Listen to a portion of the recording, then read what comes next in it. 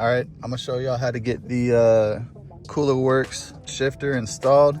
I haven't seen many videos on YouTube for it, so we're gonna go ahead and make a quick one. Now, once you start here, I'm kind of doing it backwards because I forgot to video this part when I first did it. But to get this whole contraption out, you need to first take this piece off. It just unclips. You can use a screwdriver or your fingers to unclip it out. And then you also have this piece right here that comes out. It helps to open that up so it pulls all the way out. And when you do that, you're going to have another Torx bit that's right here. You're gonna have two Torx bits that are right here and right there. So this passenger airbag from right here to right there, this whole piece all comes out, and there's a clip, a plug that goes into the back of this. You'll want to make sure that you unplug that as well. Once you get everything uninstalled and taken apart, we need to basically get this whole unit out. So I'm going to show you how to do that. When you install the Coolerworx shifter, you do need to cut this piece out. It's not an important part. Nothing attaches to it. It's literally just a piece of plastic that continues from this side to this side. So we got to cut this part out so that way there's room. You have two 10s, one right there and one right there. Take that out. And then you have a Torx bit right here. You're going to take that out. Underneath here, you got to take this off. There's a plastic securing piece that comes out. Just pop it out with a little screwdriver or trim removal tool. I got a shit box, so I used the screwdriver. And then this basically just comes out. It doesn't get caught on everything. We're gonna do the same thing on the passenger side. Same concept. So this piece right here for the e-brake, it just pops off with your screwdriver. Bada bing, bada boom. Probably a good time to go ahead and clean it too. That's just disgusting.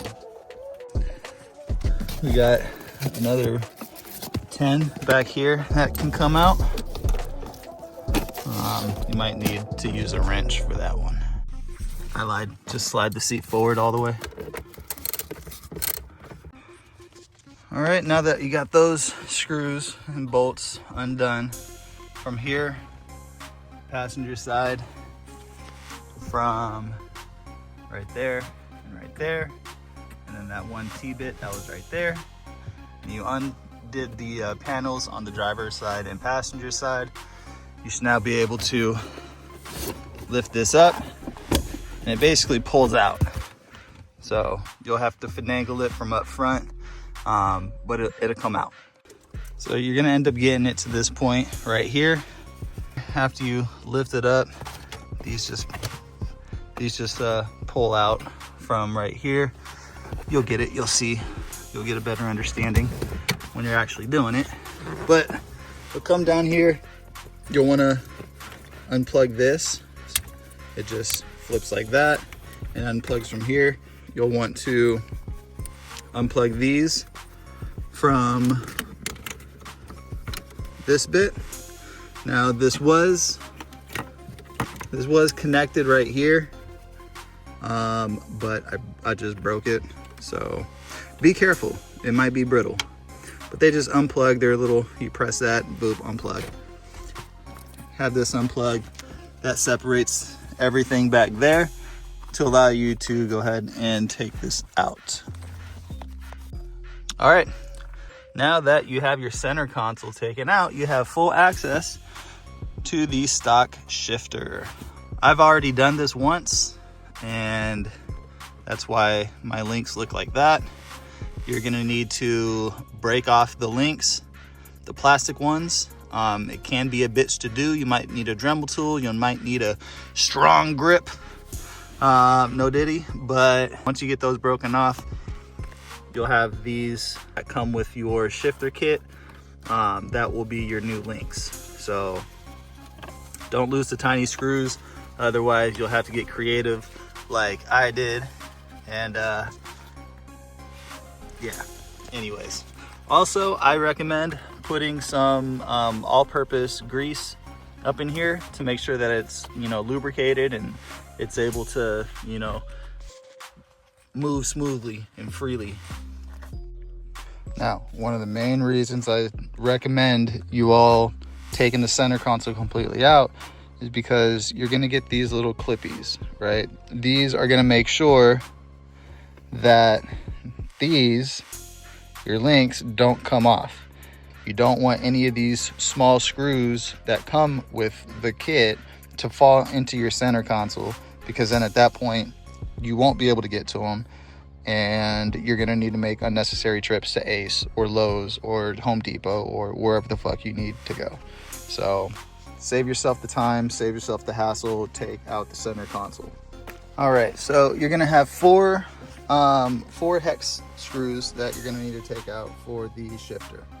Okay, you're gonna have this one,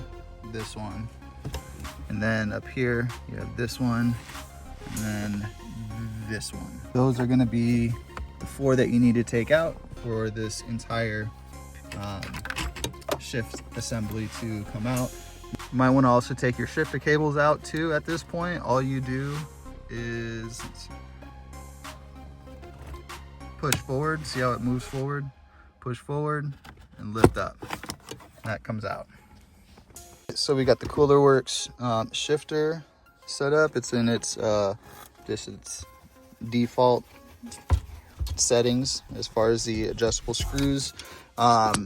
It is going to be a bit longer than stock, so you're gonna need to make some adjustments up front in the engine bay, and I'll show you that here in a second. But basically, I would recommend getting your shifter cables in the right spot. Make sure they click in, so that way they don't move. You can't push them upwards and out. And that's gonna go ahead and be step number one as far as getting this into the correct spot. Because as you can see, it won't go in. So I'll be right back. These are gonna be your shifter cables. Those two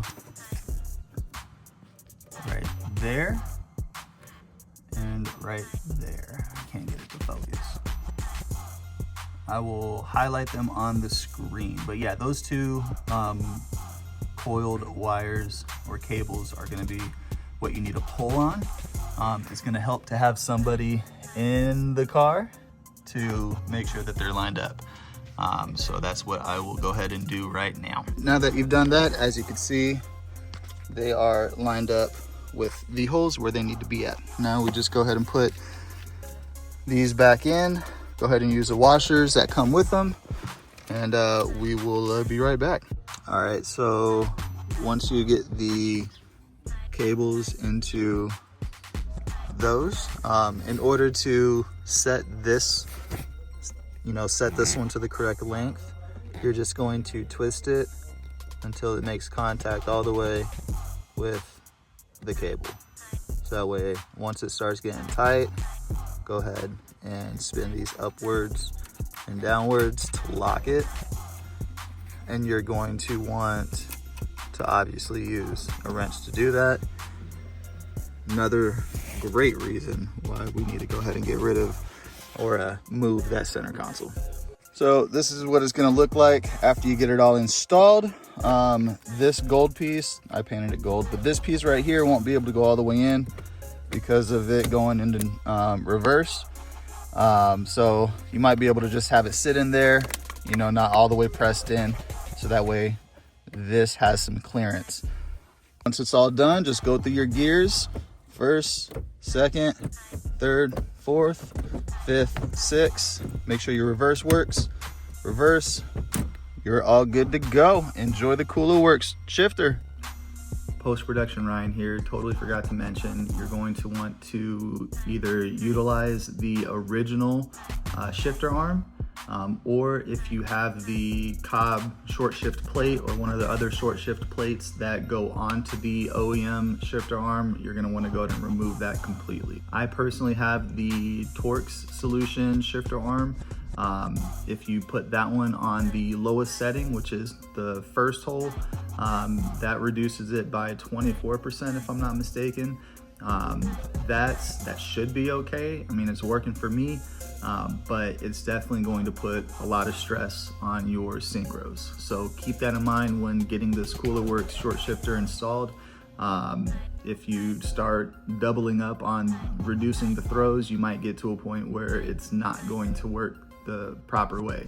So if you guys are running into issues with setting the shifter arm or finding first, second, third, fourth, and getting those into gear before actually driving it around, look at your shifter arm, make sure you have it on the lowest setting, or go ahead and just remove that plate altogether and utilize the stock shifter arm. That's going to be your best option. All right, see you later.